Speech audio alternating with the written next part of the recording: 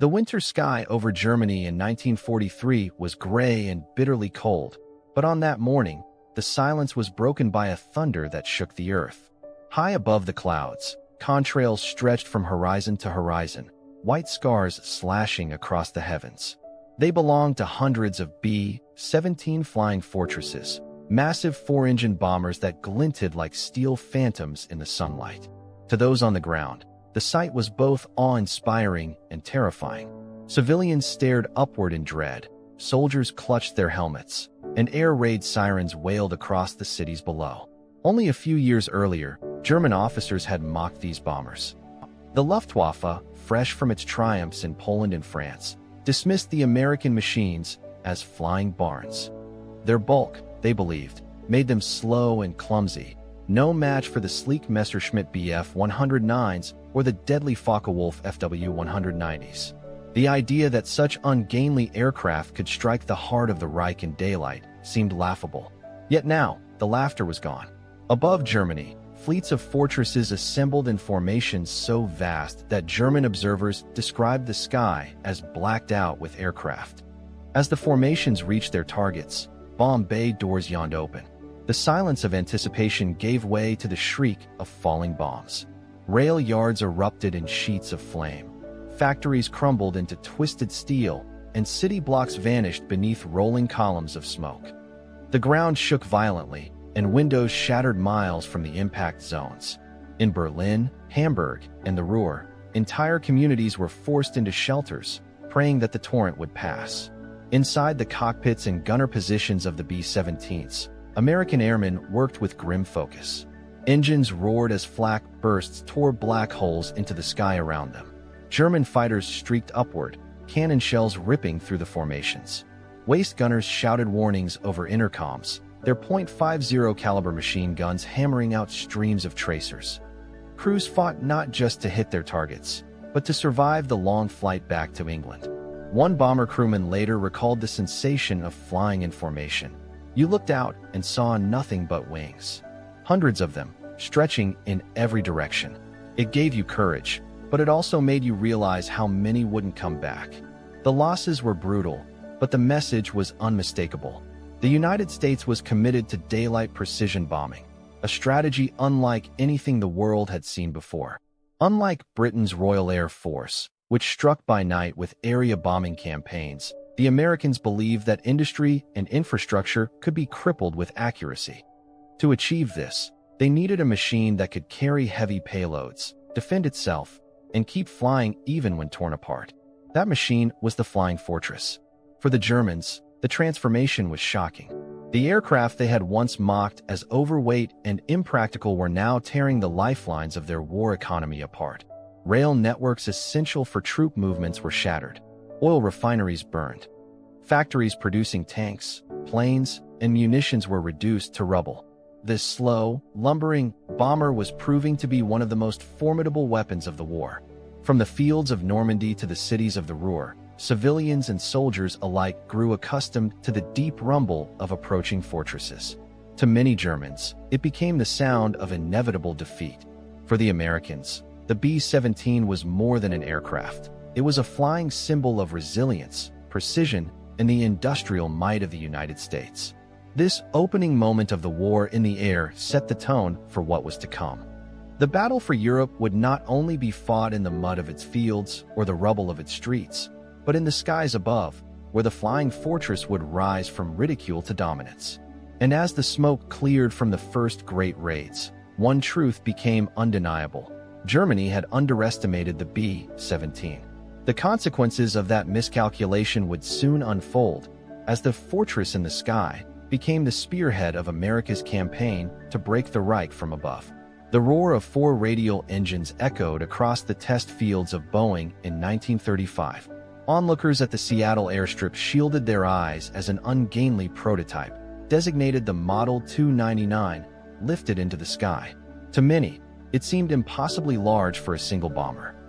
Sleek fighters and nimble dive bombers dominated military aviation in that era. But here was something entirely different, a machine that promised endurance, firepower, and reach far beyond the imagination of most planners. It was a Seattle newspaper reporter who first gave it the name that would endure.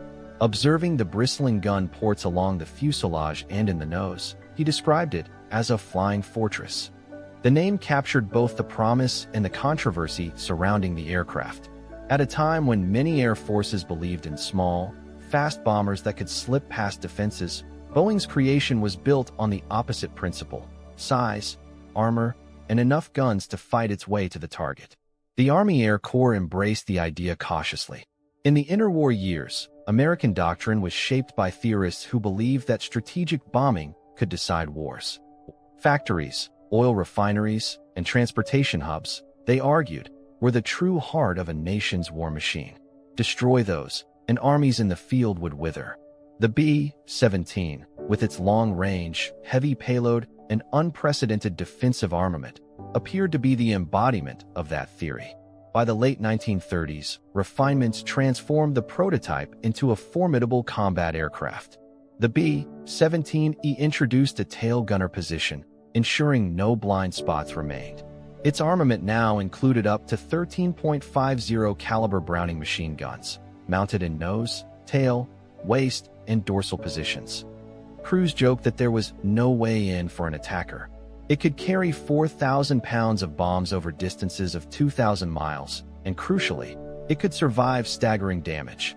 Reports circulated of B-17s limping back to base with engines out, fuselages riddled with holes, and entire sections of wing missing. Not everyone was convinced. Many American pilots grumbled that the aircraft was cumbersome and difficult to maneuver. Some strategists feared that the theory of daylight precision bombing, the idea that bombers could identify and destroy specific industrial targets with accuracy, was naive. With clouds, smoke, and enemy fighters could ruin any calculation. Yet the confidence of the Air Corps leadership was unshaken.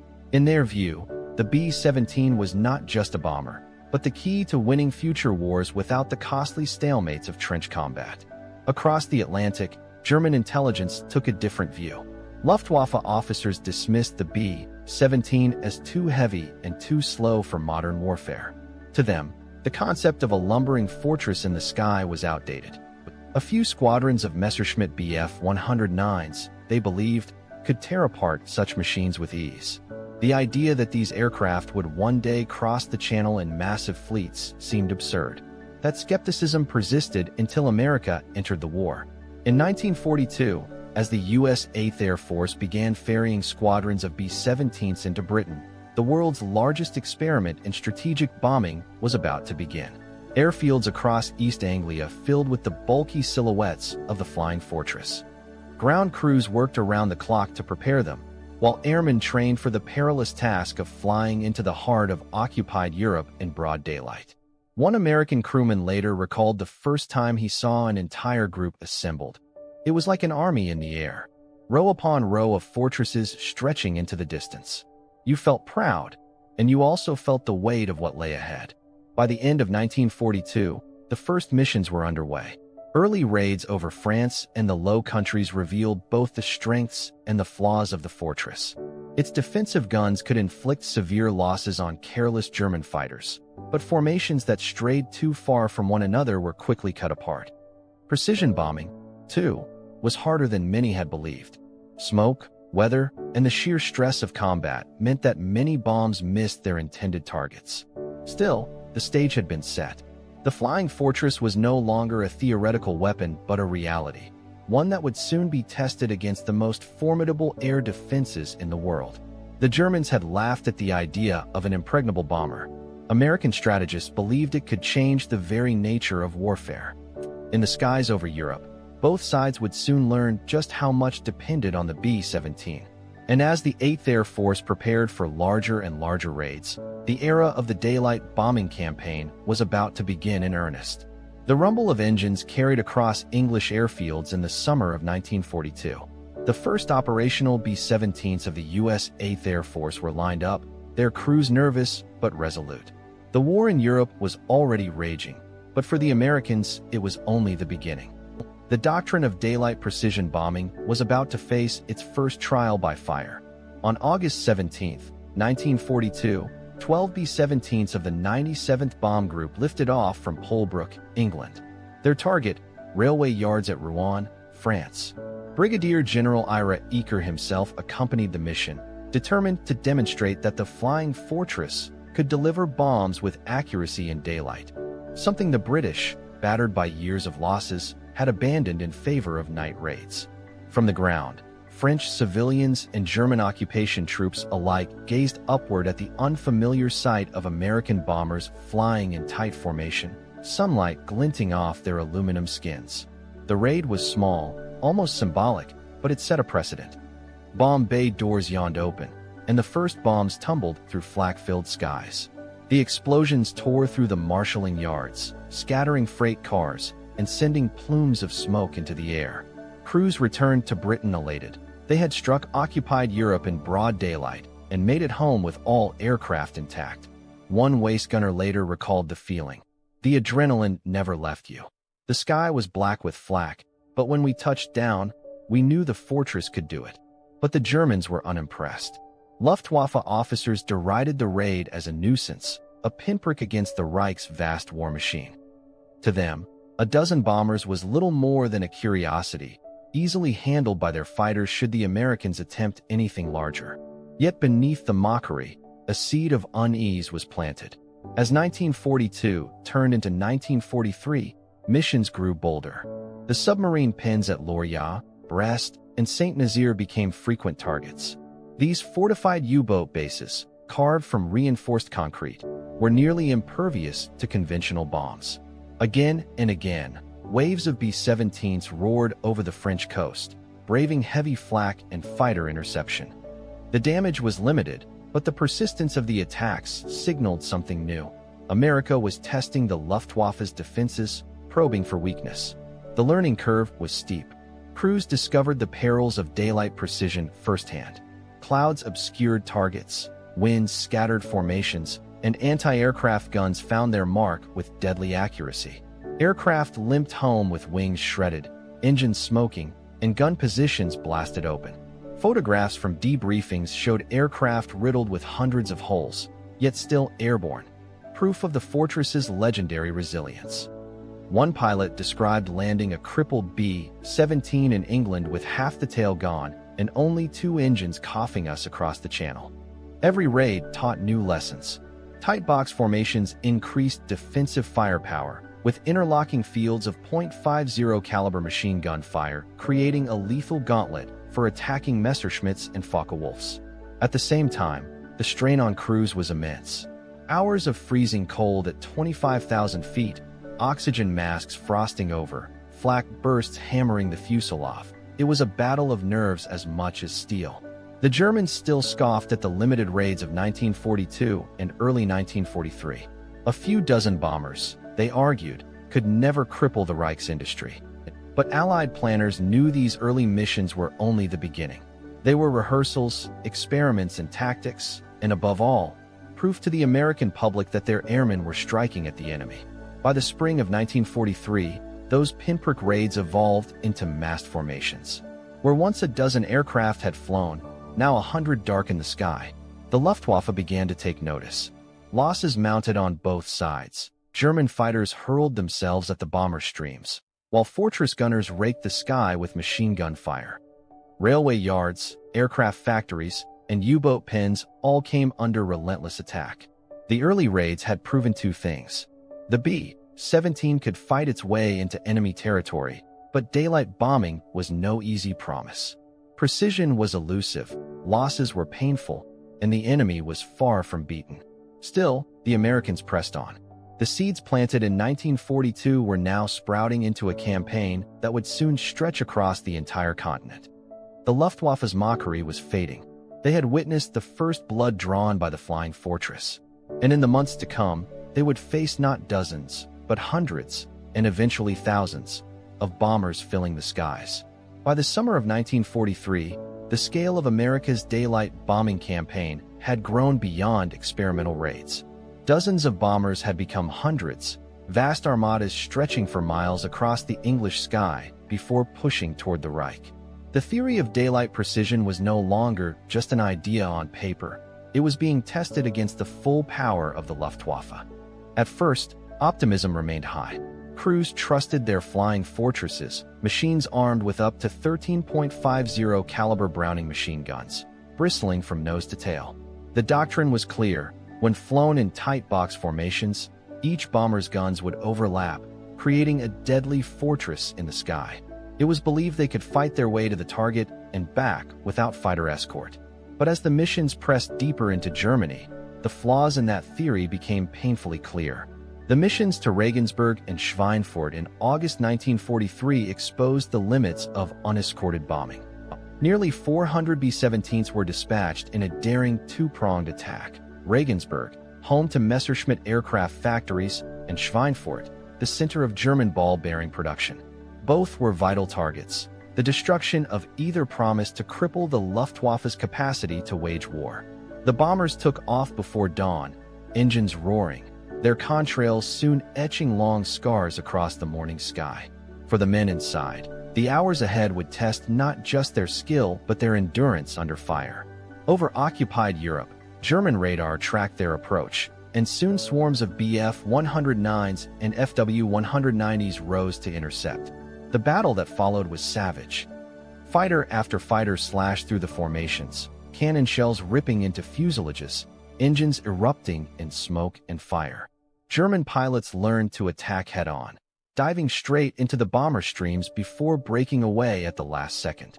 Flak batteries joined the slaughter, throwing walls of bursting steel into the sky. Crews described the air as a black corridor they had to fly through, explosions buffeting their aircraft with every mile. Losses were staggering.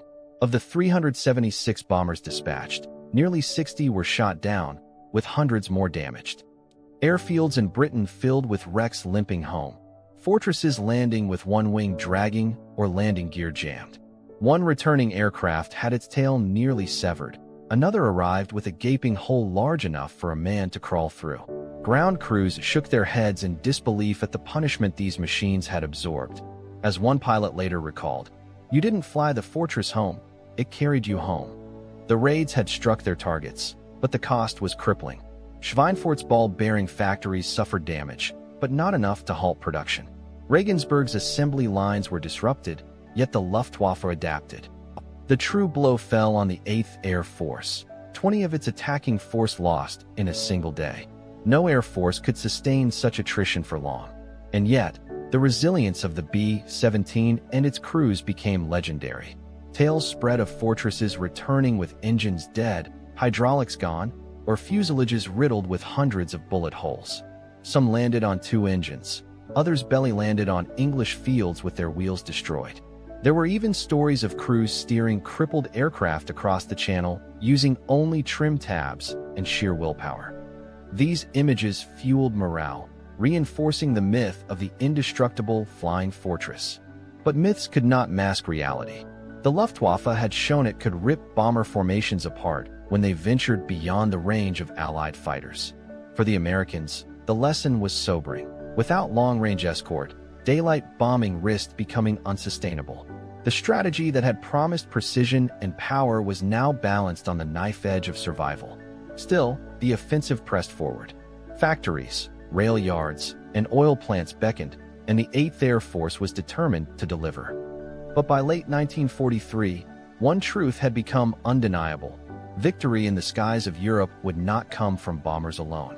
The struggle for air superiority had begun, and until it was won, the flying fortresses were flying into a storm. By early 1944, the air war over Europe had shifted. What had once been fragile, desperate raids into German territory were now coordinated hammer blows. American industry was in full swing, producing bombers at an unprecedented rate. Thousands of B-17s and B-24s rolling off assembly lines each month. And with the arrival of the long-range P-51 Mustang, the Achilles heel of daylight bombing, the lack of escort, had finally been resolved. Now, the 8th Air Force could strike at the very heart of the Reich, not with a few dozen aircraft, nor even with a few hundred. By the spring of 1944, the skies over Europe were darkened by formations of 1,000 bombers or more, each one carrying its deadly cargo of high explosives. Civilians on the ground described the sight as otherworldly. From Berlin to Leipzig, from Hamburg to the Ruhr, Men and women looked skyward in dread as the steady drone of engines grew into a deafening roar. Entire horizons seemed filled with silver aircraft, their contrails weaving a web of white lines against the blue. For many Germans, the experience was one of awe and despair. The industrial might of the United States was materialized above them, stretching across the heavens. The impact on the ground was catastrophic. On February 20th, 1944, the Americans launched what became known as Big Week, a 6-day series of massive raids against German aircraft factories and infrastructure. B-17s and B-24s hammered targets at Leipzig, Regensburg, and Brunswick, while Mustangs and Thunderbolts swept the skies clean of Luftwaffe interceptors. Eyewitnesses later recalled the earth trembling as wave after wave of bombs tore apart factories, rail yards, and synthetic fuel plants. Fires consumed entire districts, sending pillars of smoke thousands of feet into the air. German civilians began to speak of the raids as apocalyptic. One diary entry from Hamburg noted, "The sky was black with bombers. The earth shook without pause. We wondered how such an armada could even exist." For the Luftwaffe, the change was devastating. Once confident in their ability to savage unescorted bomber streams, German fighter pilots now faced swarms of escorting Mustangs that chased them even back to their own airfields. Veteran Jagdgeschwader commanders admitted privately that the war in the air was lost. One Luftwaffe pilot described his shock. "We had once laughed at the flying fortress. Now, they came in endless waves. For each one we shot down, 10 more appeared." The raids against Berlin in March 1944 marked a symbolic turning point. To attack the capital of the Reich in daylight had once been deemed impossible. Now, fleets of 800 to 1,200 bombers struck repeatedly, tearing at the city's transport network and industrial heart. Even hardened German civilians confessed to a growing sense of inevitability. If the skies could no longer be defended, how long could the war continue? The sheer scale of the bombing campaign strained every corner of German society.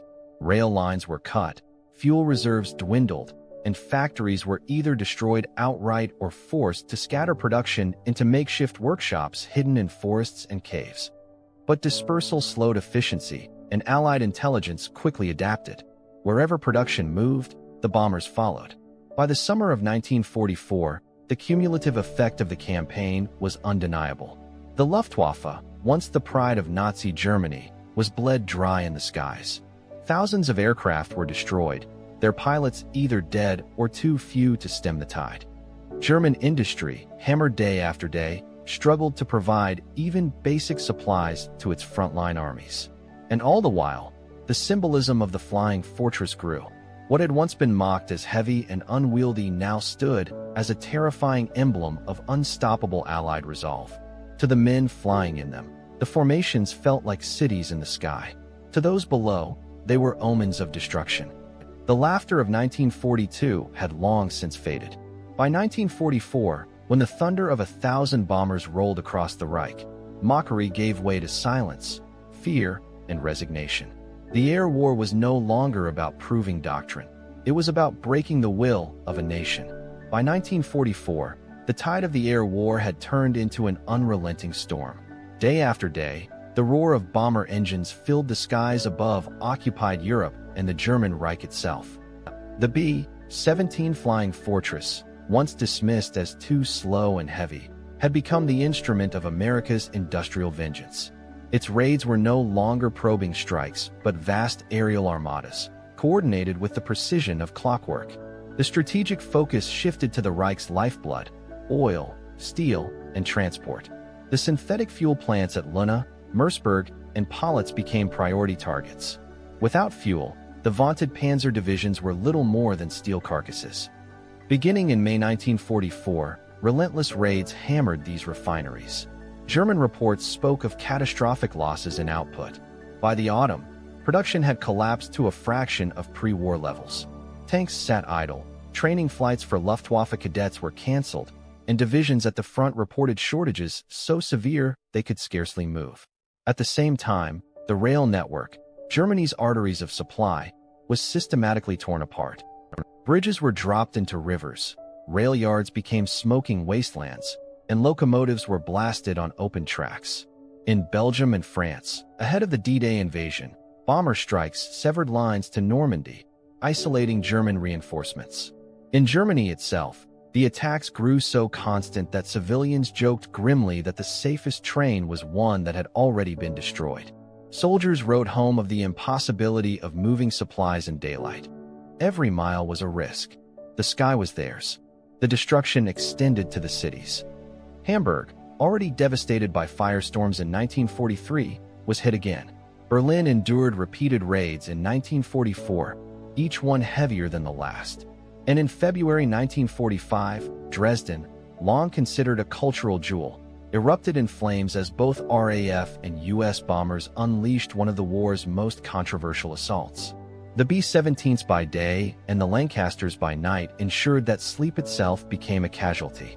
Eyewitness accounts paint a harrowing picture.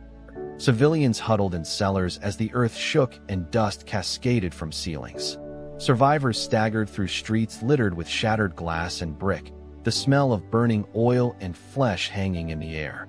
One German diarist wrote, "We live between sirens. When the sun rises, we know they will come. At night, we see the glow of cities burning far away."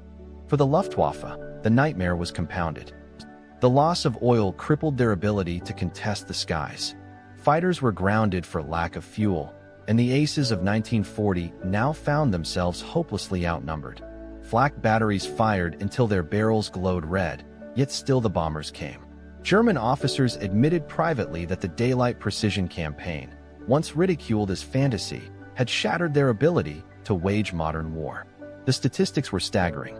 Between 1942 and 1945, the U.S. Army Air Forces flew nearly 290,000 bomber sorties over Europe. B-17s alone dropped more than 640,000 tons of bombs, leveling not only factories and rail yards, but also the confidence of a nation. American crews paid dearly. Tens of thousands killed, captured, or missing, but the cumulative weight of their offensive broke the back of German logistics. And yet, the impact was not merely material. It was psychological. German civilians, once buoyed by tales of invincibility, now lived in daily terror. Morale plummeted. The Reich's propaganda could no longer disguise the truth. The enemy's reach was limitless, their machines unstoppable. Soldiers at the front wrote bitterly of supply shortages, of units immobilized for want of fuel or ammunition. The very rhythm of German life, work, transport, sleep, was dictated by the air raid siren. The Flying Fortress had become more than an aircraft. It was the physical embodiment of America's industrial power, a machine that translated factories in Detroit and Seattle into devastation over Berlin and Essen. What the Germans had once mocked now defined the war itself. By 1945, the Reich was hollowed out. Oil was gone, transport shattered, cities burned. Fire and steel had done their work. And in the darkened skies above, the contrails of the flying fortresses told the story of a nation crushed not only by armies on the ground, but by fleets of bombers that had rained destruction until resistance itself had collapsed. By the spring of 1945, the skies over Europe told a story written in smoke and contrails. The B-17 Flying Fortress, once derided as a lumbering giant, had become one of the most feared and iconic machines of the war. Nearly 13,000 were built, each one a product of America's vast industrial arsenal. Together, they flew more than 1.5 million sorties, dropping hundreds of thousands of tons of bombs across occupied Europe and the Reich. The cost was staggering. Over 4,700 fortresses were lost in combat, and tens of thousands of airmen never returned from missions over Bremen, Berlin, Hamburg, and Munich. Yet in those sacrifices lay the foundation of victory. Veterans remembered the fortress as more than metal and engines. It was their lifeline. Pilots recalled throttling damaged aircraft through flak-filled skies, only to land with fuselages shredded and engines smoking. Gunners spoke of waist positions so cold that oxygen masks froze, yet they fought on, firing until barrels glowed red. One crewman later reflected, "If you got back, it was because the fortress brought you home." She took more punishment than any man ever could. The B-17's resilience became legend, a symbol of endurance for crews who faced death daily. For Germany, the legacy was equally undeniable. Luftwaffe commanders who once dismissed the bomber as too slow were forced to admit its impact. The raids against fuel plants, rail yards, and armament factories shattered the Reich's ability to wage modern war. A German officer confessed after the war that the relentless American Daylight Campaign, combined with RAF night raids, had sealed Germany's fate long before the armies crossed the Rhine. The mockery had turned to fear, and fear to resignation. Yet the fortress's story did not end in 1945. Post-war, the aircraft continued to serve, though in new roles. Some became reconnaissance platforms, patrolling skies in the early Cold War. Others were converted for search and rescue, or fitted with cameras for mapping missions. In humanitarian efforts, B-17s dropped supplies to starving populations in war-torn Europe, trading bombs for food and medicine. The same aircraft that had once rained fire now brought relief. Culturally, the B-17 transcended its role as a weapon. It appeared in memoirs, photographs, and films, most famously in 12 O'Clock High, a Hollywood production that captured the tension and sacrifice of the air war. Restored fortresses continued to fly at air shows decades later, their engines roaring as living monuments to the men who had once trusted them with their lives. Today, only a handful remain airworthy, but their presence stirs the same awe and respect they commanded in wartime. Numbers tell only part of the story. The B-17 destroyed factories, crippled transport, and burned cities, but its deeper legacy lay in what it represented. The projection of American power across oceans, the harnessing of industry to defeat tyranny, and the endurance of ordinary men who climbed aboard, day after day, knowing many would not return. It was a symbol of persistence, of a nation that refused to stop until the Reich was brought to its knees. The irony remained sharp. The Germans had once laughed at the ungainly bomber, confident their fighters would cut it from the skies. Instead, they watched as fleets of 1,000 aircraft darkened the heavens, their bomb loads erasing the very lifelines of the Reich. What began as a design dismissed in reports ended as a weapon that reshaped the course of history. As the documentary closes, the image returns to the skies of 1944. High above Europe, the sunlight catches the wings of endless formations. Engines thunder in unison, contrails streak white across the blue, and below, the Reich trembles under their shadow. The roar of the flying fortress does not fade easily. It echoes still, across memory, across history, and across the legacy of a war that proved the underestimated giant could not only endure, but could change the world forever.